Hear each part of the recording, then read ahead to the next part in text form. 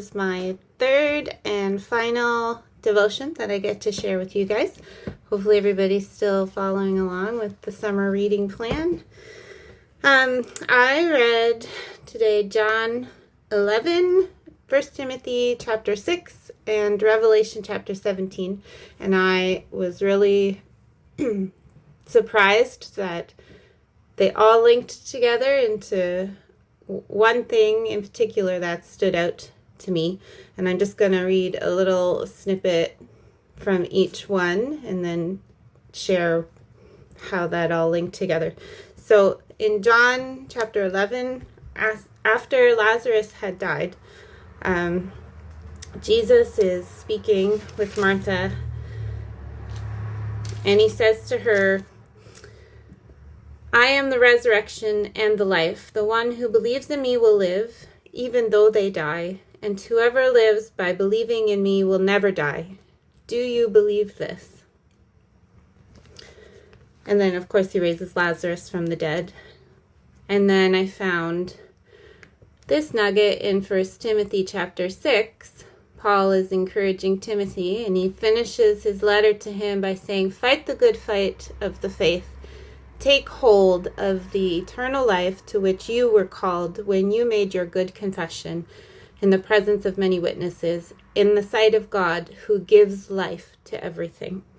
And he finishes right at the end. "In this way they will lay up treasure for themselves as a firm foundation for the coming age, so that they may take hold of the life that is truly life."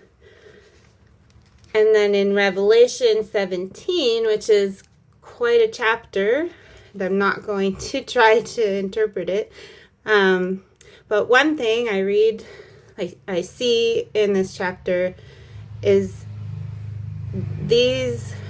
the mother of prostitutes, Babylon the Great, the 10 horns, the 7 hills.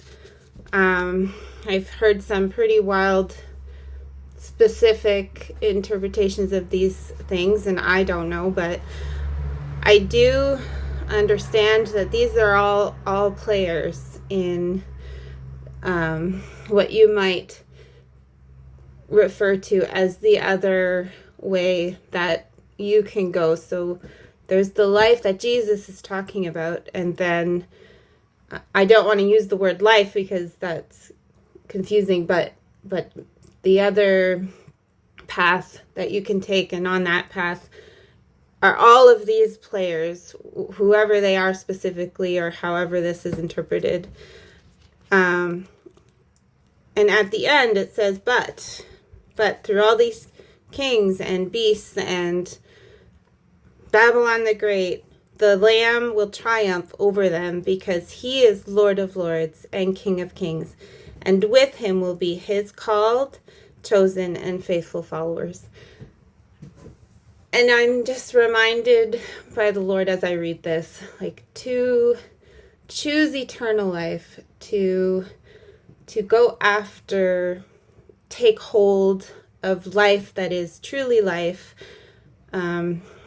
It is to follow Jesus. It is to answer that call, and he has chosen each one of us.